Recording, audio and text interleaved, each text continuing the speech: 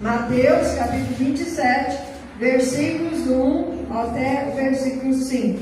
A palavra do Senhor diz assim: chegando amanhã, todos os príncipes, os sacerdotes e os anciãos do povo formavam juntamente conselho contra Jesus para o matarem. Manietando-o, o levaram e o entregaram ao governador Pôncio Pilatos. Então Judas, o que o traíra, vendo que fora condenado, trouxe arrependido as 30 moedas de prata aos príncipes sacerdotes e aos anciãos, dizendo: pequei, traindo sangue inocente. Eles, porém, disseram: que nos importa? Isso é contigo. E ele, atirando para o templo as moedas de prata, retirou-se e foi-se enforcar. Não é um texto muito pregado, né? Mas com certeza o Senhor tem lições maravilhosas para nós nessa palavra. Pai amado, Pai querido, fala conosco essa palavra que é verdadeira, meu Deus e meu Pai. Senhor, eu não sei o que o Senhor tem para falar hoje, mas eu só sei que eu estou aqui aberta, Senhor Jesus da glória, a servir de ponte, Senhor, para que a palavra do Senhor possa passar, Senhor Jesus da glória, até cada irmã, Pai. Em nome de Jesus, usa-me, meu Deus, em nome do Pai, do Filho e do Espírito Santo de Deus. Amém, Jesus. E graças a Deus. Amém? Amém.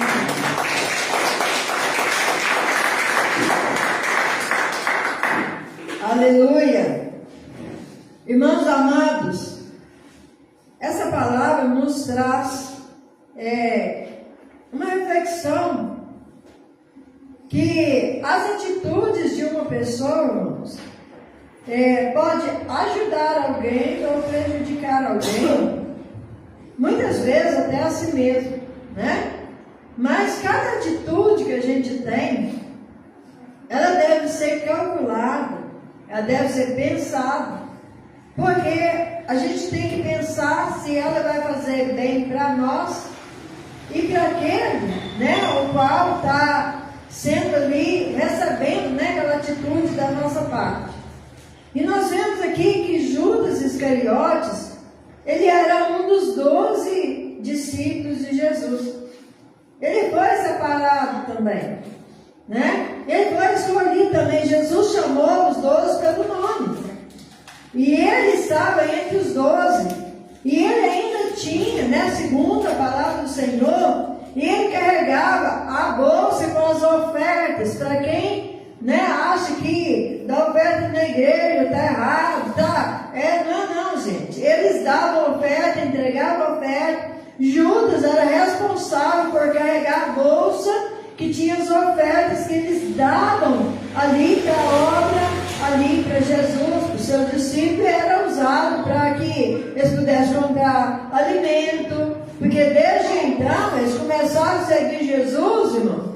O trabalho deles era evangelizar, era fazer a obra do Senhor, era acompanhar Jesus, era trabalhar com Jesus, né? Nós vemos que, ainda assim, sendo escolhido, sendo um dos discípulos, por um tempo, irmãos, a atitude dele foi uma atitude boa. Foi uma atitude ali de um discípulo verdadeiro.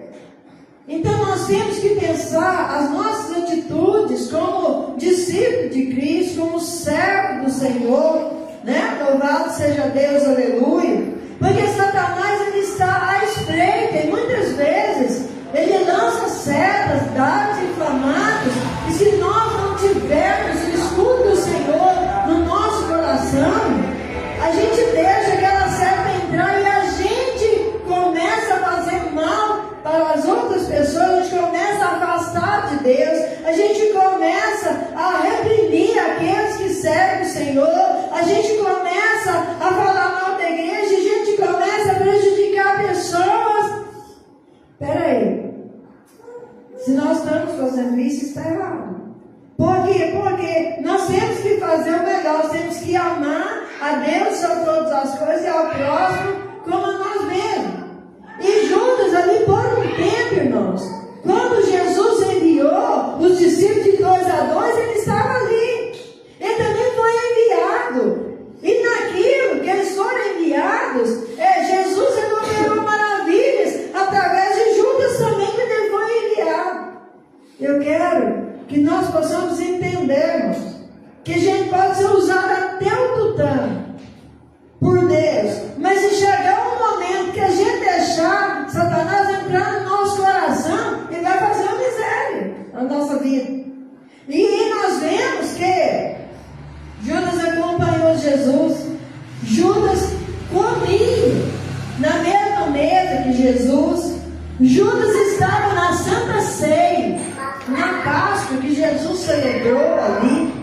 Judas estava junto, irmãos. Estava junto.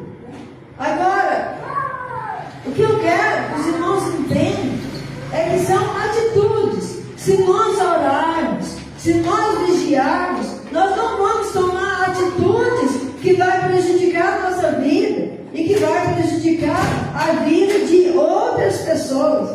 E ali os sumos sacerdotes, os religiosos, estavam procurando uma maneira de pegar Jesus para eliminar ele de vez. E eles não encontravam uma situação, porque quando eles tentavam pegar ele em alguma coisa, em alguma palavra, a sabedoria de Jesus era tanta que eles ficavam ali sem jeito, eles perdiam ali o rebolado, não tinha como. Mas eles precisavam encontrar alguém que se vendesse, que se sujeitasse a prejudicar o seu próximo, ali no caso, o Filho de Deus.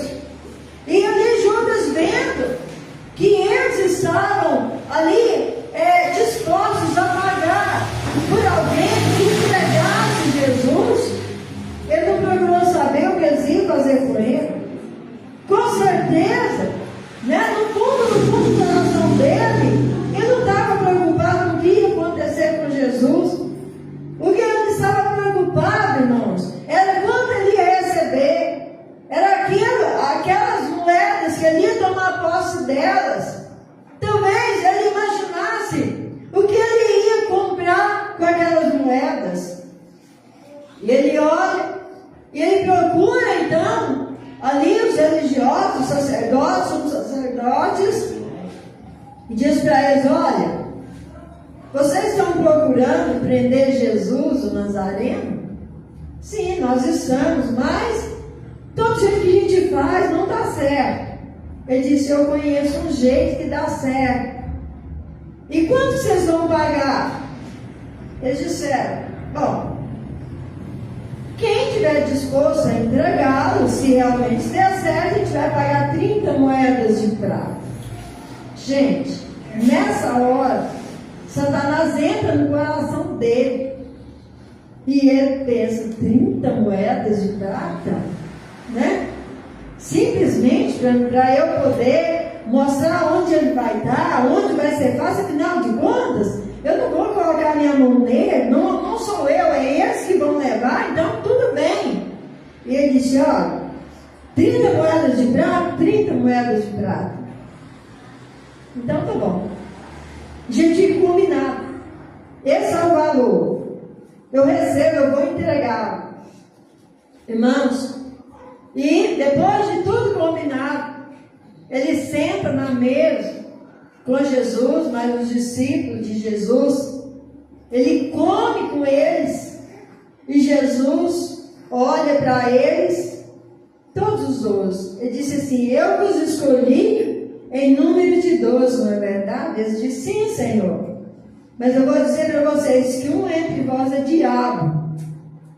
Vocês já imaginaram como que os outros 11 ficassem sentindo? Porque até então, irmãos, eles não tinham ainda recebido o Espírito Santo, eles não tinham ainda aquela fortaleza que eles receberam ali no Pentecostes. E eles se entristeceram. E eles olhavam: será que é eu? Será que é eu? Cada um se perguntando: será que é eu? E Judas estava bem tranquilo. Porque o que a gente tem que tomar cuidado, irmãos, para que a nossa consciência ela não venha cauterizar. e a dele já estava cauterizada. Porque ele não via mais pecado, ele não via mais erro em entregar Jesus ali, né, para os seus inimigos. E Jesus então, olhando e sabendo que os seus discípulos entristeceram o coração, achando que fosse eles, ele disse assim: olha, aquele o qual eu der o pão molhado, esse há de me trair. E justamente para Judas Iscariotes, porque as pessoas confundem Judas Tadeu com Judas Iscariotes. Quando falam de Judas Tadeu, eles acham que é o mesmo Judas. Não é. Havia dois Judas, o Judas Iscariotes e o Judas Tadeu. Eram dois discípulos diferentes, com um mesmo nome e sobrenome diferente. E quando eles viram que entregaram para ele, eles ficaram, né? Mas não entenderam ainda. Os seus entendimentos estavam fechados. Mas eu quero dizer que nos dias de hoje nós não temos entendimento fechado, porque o Senhor abriu a Bíblia assim, ó, para o mundo inteiro ler. O Senhor abriu a Bíblia para o leigo, o Senhor abriu a Bíblia para os doutores, o Senhor abriu a Bíblia para todos lerem.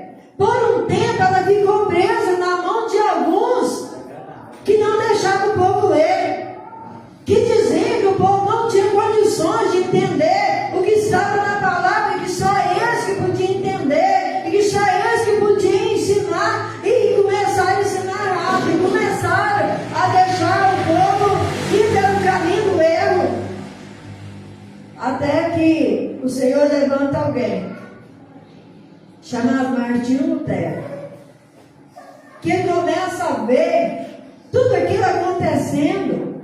E ele conhecia a Bíblia, ele conhecia a palavra de Deus, e ele começou a dizer: peraí, isso está na contramão do que Jesus ensinou. Essa palavra, essa forma de agir que estão ensinando, que estão vendendo um lugarzinho, né, no céu, isso aqui, a venda de indulgência, isso, a venda de isso, aquilo, daquilo outro, isso está errado. O povo precisa conhecer a verdade. E ele começa então traduzir a Bíblia para outro idioma. Veja, irmãos, que foi assim que a Bíblia chegou até nós no português. Ele não traduziu ela no português, mas dali para frente ele sofreu uma perseguição muito grande. Ele foi excomungado por causa disso, porque ele entendeu que a Bíblia precisava, irmãos, estar na sua mão, na minha mão, na nossa mão, na mão de todo aquele, glória a Deus, aleluia, que quer conhecer a vontade de Deus. Porque sabia que o dia que o povo conhecesse a palavra de Deus, como Jesus ensinou, irmãos, a porta da graça ia ter muito mais passagem. Ia ter muito mais passagem. Glória a Jesus, aleluia. E assim, a Bíblia chegou até nós e nós começamos a entender. E nós começamos a ler, a entender. E o povo começou então a vir para o Evangelho. Por isso que às vezes vocês falam: não, isso é Evangelho. Evangelho porque crê no Evangelho. Evangelho porque pratica o Evangelho. Mas ainda naquele tempo, naquela ocasião que eles estavam ali na mesa, eles tinham pouco entendimento. Eles tinham pouco entendimento. Então, irmãos, depois disso, quando ela terminando a ceia, Jesus olha para ele e fala assim: olha, vai e faz o que tem que fazer. Sabe por quê? Jesus sabia que ele teria que dar a vida dele para salvar todo esse povo. Um povo que era perdido, um povo que andava na escuridão. Ele precisava colocar luz na vida dessa gente. E ele então diz: vai e faz o que tem que fazer. Sabe o que os discípulos entenderam? Depois Judas tomar conta da bolsa ali, do dinheiro, que ele deveria ir comprar alguma coisa para a festa da Páscoa, ou coisa assim, né? Foi isso que eles entenderam. Mas Jesus sabia muito bem o que ele ia fazer. E ele realmente foi. Ele foi. E ele disse para eles: olha, eu vou na frente, aquele que eu der um beijo na face, esse é aquele que vocês estão procurando. E ele vai na frente. E ele dá um beijo na face de Jesus. Jesus fala para ele: você me trai com um beijo, Judas? E isso é muito triste, irmão. Isso mostra para nós que nós temos que ter fidelidade ao Senhor. Nós temos que ter fidelidade uns com os outros. Se alguma coisa não te agrada que uma pessoa te fez, sente com ela, converse com ela, dialogue com ela, resolva, não fique com raiva, não faça isso. Não faça isso, faz bonitinho, do jeito que o Senhor ensinou. Olha Jesus, aleluia. Jesus, ele fala para ele, naquela maior, naquele maior amor, com um beijo você me trai. Mesmo assim, ele não sentiu arrependido, não se arrependeu. E eles prenderam a Jesus.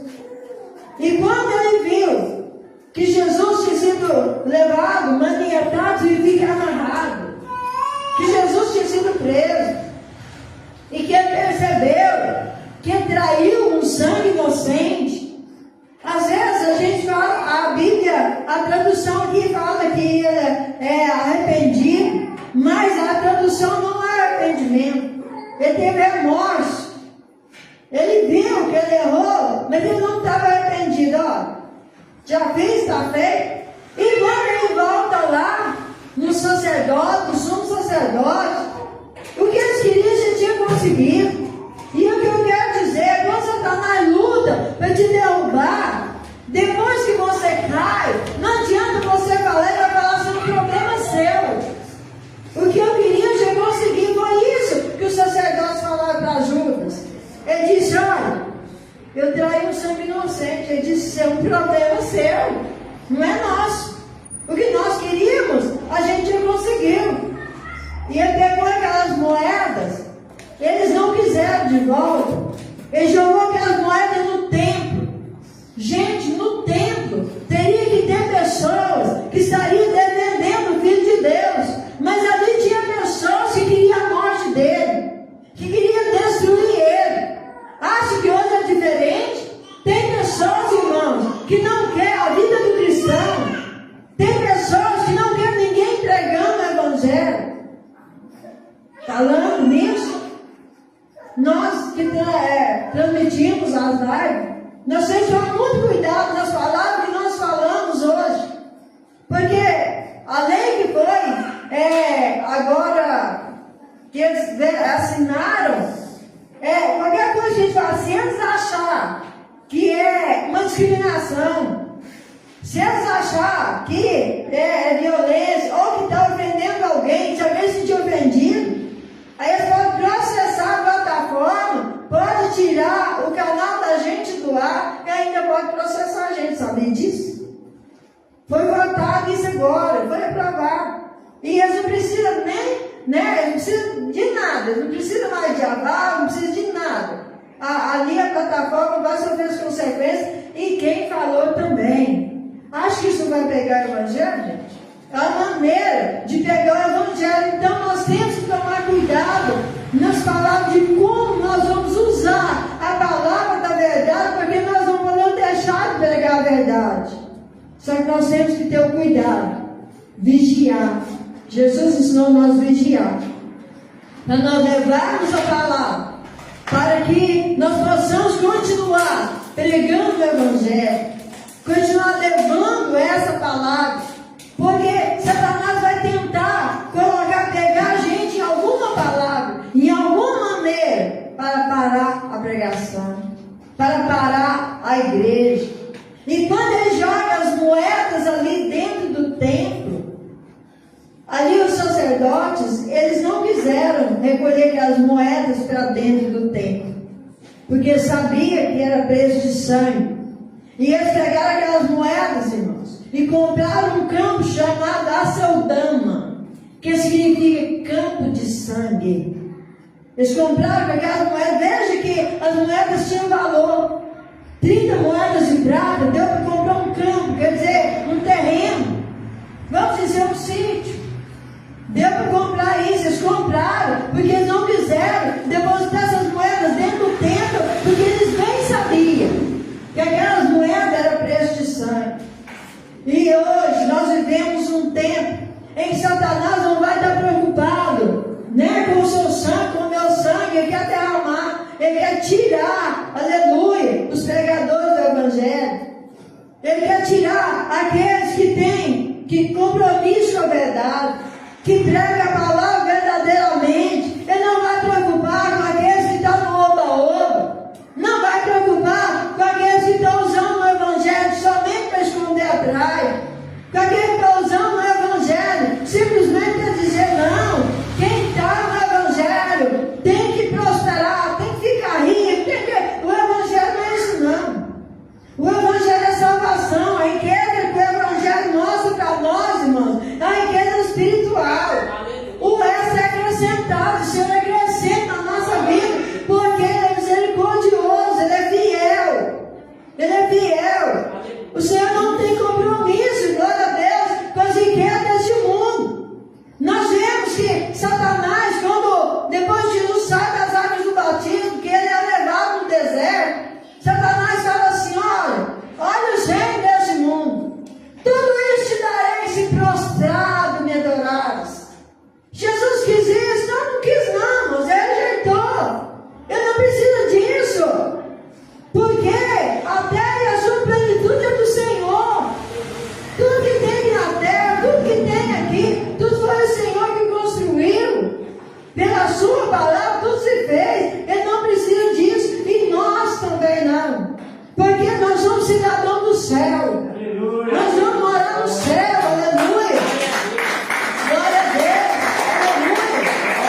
Aleluia. Nós temos que tomar cuidado para que nós não tenhamos atitudes erradas como Judas teve. Por quê, irmãos? Quando ele faz isso, quando ele vê que não tinha mais como ele voltar atrás, que tudo já estava feito, Satanás não tinha colocado no coração dele mesmo, já tinha tomado conta. Aí Satanás, ele vai ali e completa aquilo que ele queria fazer. Olha, vai e se enforca. Por quê? Você já traiu o sangue inocente. Você já entregou a Jesus. Eles não vão devolver, eles vão matar ele. Então vai lá, e se mata também. E ele deu ouvido. Gente, uma coisa que eu queria dizer para os irmãos: vocês acham que Judas se enforcou? Quem acha que Judas se enforcou?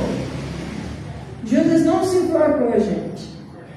Vocês podem ficar até ficar escandalizados comigo com isso, mas eu quero explicar para vocês que essa palavra enforcar não significa exatamente aqui colocar uma corda no pescoço. Pega aí, em Atos dos Apóstolos, no capítulo 1, versículo 18. Lê para vocês verem o que está dizendo. Glória a Deus. 1, 18. Atos 1, 18. Quem puder ler para mim, pode ler, que eu quero que vocês mesmos leiam. Glória a Deus. Atos 1, versículo 18. Glória a Deus.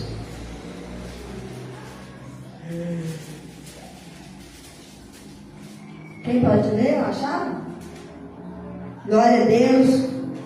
Glória a Jesus. Porque, irmãos, tudo que você pregar, você tem que mostrar dentro da palavra de Deus. Isso aqui foi uma questão de tradução. Eles mudam, né? Entendem a palavra daquele jeito, então é colocado assim. Mas Atos dos Apóstolos, capítulo 1, versículo 18, quem já encontrou? Quem pode ler? Ora, este adquiriu um campo com galardão da iniquidade, e precipitando-se, rebentou o meio, todas as suas entranhas se derramaram. Entenderam? Se ele tivesse enforcado, as suas entranhas não tinham se derramado. Porque a palavra fala: olha, este adquiriu um campo com galardão da iniquidade, precipitando-se. O que é precipitar? É cair. Eu quero explicar para os irmãos que na época tinha um tipo de estaca pontuda, onde as pessoas, quando iam suicidar, se lançavam sobre essa estaca, né, que furava aquela pessoa, transpassava, e as suas entranhas eram derramadas. Vocês entenderam isso? Foi isso que ele fez. Não foi com uma corda no pescoço. Veja como a gente lê. Você sabe quando é que eu descobri isso? Sabe quando foi? Em todos esses anos que eu pego a palavra de Deus, hoje. Hoje que eu consegui entender essa palavra, que eu encontrei aqui o Senhor, pelo Espírito Santo de Deus, me mostrou aqui que essa palavra enforcar, que foi e se enforcou. O enforcar aqui não é amarrar a corda no pescoço, é fazer exatamente isso aqui, ó. Se lançar sobre uma estaca pontiaguda que eles usavam na época, né? E aí, ó, e precipitando-se, precipitar é cair ou se jogar, arrebentou pelo meio e todas as suas entranhas se derramaram. Então, irmãos, como é bom a gente ler a palavra de Deus. Como é bom a gente entender que ele só fez isso porque deu lugar para Satanás na sua vida, no seu coração.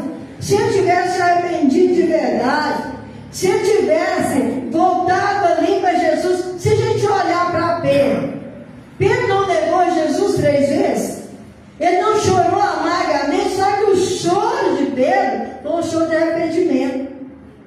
Foi um choro, irmãos, diferente, foi um choro de arrependimento, houve arrependimento no coração dele, e ele recebeu o perdão. Então, a gente vê que Pedro foi usado, e muito usado. Judas também poderia, se ele tivesse arrependido de fato, se ele não tivesse deixado Satanás completar a obra ali na sua vida, se ele tivesse voltado para Jesus e dito: Senhor, eu errei, eu não deveria ter feito isso, mas eu estou arrependido e eu quero o seu perdão. Jesus ia dizer para ele, né? Glória a Deus, aleluia, perdoados estão os teus pecados. Ia receber ele ia ser contado como ali os discípulos da mesma forma. Mas não, ele foi tirado. Não mais 12, ficou 11. Agora a gente vê aqui, em Atos mesmo, né? Glória a Jesus, aleluia. Depois que Jesus subiu para o céu, os discípulos disseram: olha, a gente escolheu 12, a gente está só em 11, então vamos orar e vamos aqui colocar um que conheceu Jesus, que viu sua trajetória, e vamos colocar outro no lugar. Então eles colocaram ali uns e orou a Deus, né? E caiu sorte sobre Matias. Ele ficou substituindo o lugar de Judas. Mas eu pergunto para os irmãos: em nenhum outro lugar da Bíblia Matias apareceu de novo. Vocês entenderam? Em nenhum outro lugar o nome de Matias apareceu de novo, porque foi escolhido ali, né, para substituir o lugar de Judas. Mas em nenhuma das viagens missionárias a gente vê Matias acompanhando nenhum dos discípulos para falar do amor de Jesus. E Jesus não quer que nós sejamos um Matias. Jesus quer que nós sejamos, aleluia, homens e mulheres de Deus que têm coragem. Não é pregar salgado, não é atirar sal grosso nos outros, não, irmãos. É pregar a palavra de Deus, é dizer, irmãos, aleluia, que Jesus perdoa os nossos pecados quando nós erramos, quando nós pecamos. Mas nós temos que buscar o Senhor enquanto se pode achar. Nós temos que ter santidade na nossa vida, que o céu é logo ali. Nós estamos a poucos minutos, glória a Deus, o relógio de Deus, para chegar no céu. Mas nesses minutos, Satanás está trabalhando para tirar a pessoa da presença do Senhor. Quantas pessoas a gente vê que tiveram, né, aí falando, dando testemunhos que parecia até grande demais, né? Eu estou falando de pessoas que eu vi, também não estou aqui para citar nomes, não conheço pessoalmente, mas nos meios que a gente viu, né? pessoas dando testemunho e tal, mas aquilo causou uma certa fama, um monte de like, né, para aquela pessoa. Mas quando os likes acabaram, a pessoa simplesmente, né, declarou nas redes sociais que não queria mais saber de igreja, não queria mais saber de mais nada, e abandonou tudo. Onde estava a fé? Aonde estava? Como? Será que só queria seguidores? Nós é que somos os seguidores, e somos seguidores de Jesus Cristo. Nós não somos seguidores de jogador de futebol, nós não somos seguidores, dos artistas de Hollywood, nós não somos seguidores de milionários, nós somos seguidores de Jesus, e como seguidores de Jesus Cristo, aleluia, nós temos que andar e aprender daquilo que Jesus ensinou para nós. Todos os dias da nossa vida, abrimos a palavra de Deus, o Senhor está ali nos ensinando. Cada dia Ele está ali nos ensinando. Hoje eu fiquei perplexo. Porque, olha, deve ter uns 25, 26 anos que eu prego a palavra de Deus. Eu nunca tinha entendido isso até hoje, que eu mostrei para os irmãos hoje. Nunca tinha entendido. Dá a intenção que a gente lia, mas estava oculto. Vocês entendem que cada vez que a gente lê, o Espírito Santo de Deus revela para a gente algo de novo na palavra? Isso é maravilhoso. Maravilhoso. E como revelou, mostrou para mim, vai mostrar para você, vai mostrar para os irmãos que estão em casa. Porque o Senhor, Ele não tem prediletos, não. Ele tem prediletos. Todos nós somos iguais para Ele. Ele usa quem quer, né? Ele usa quem quer, Ele faz na hora que Ele quer, do jeito que Ele quer, porque Ele é Deus. Ele é Deus. Agora, uma coisa que eu quero dizer, Ele ama todo mundo igual, de igual maneira. Mas se nós buscarmos a revelação do Senhor aqui dentro da palavra, o Senhor vai revelar. E nós vamos aprender muito mais da palavra de Deus. Então, hoje, nós ficamos com esse exemplo, irmãos. Sejamos, pessoas que sejamos sinceros diante de Deus e diante das pessoas também. Se a gente errou, não é vergonhoso a gente reconhecer o erro, não, pelo contrário. Pelo contrário. Eu admiro muito a pessoa que consegue assumir que errou. E é difícil, irmãos, é difícil. Se tem uma coisa que é difícil, é a gente assumir que errou. A gente sempre está certo, não é assim? Não é verdade? Não é? Não contendo uma coisa, a gente quer sempre puxar a sardinha para a nossa lata. Não, mas eu estou certo. Não é bem assim, né? Não é bem assim. Então vamos entender, né? Reconhecer, se eu errei, se é contra o irmão, contra a pessoa, peça perdão para essa pessoa, eu errei, né? Ou foi num momento difícil, eu não estava bem, eu não pensei bem o que eu ia falar, o que eu ia fazer, mas eu peço perdão.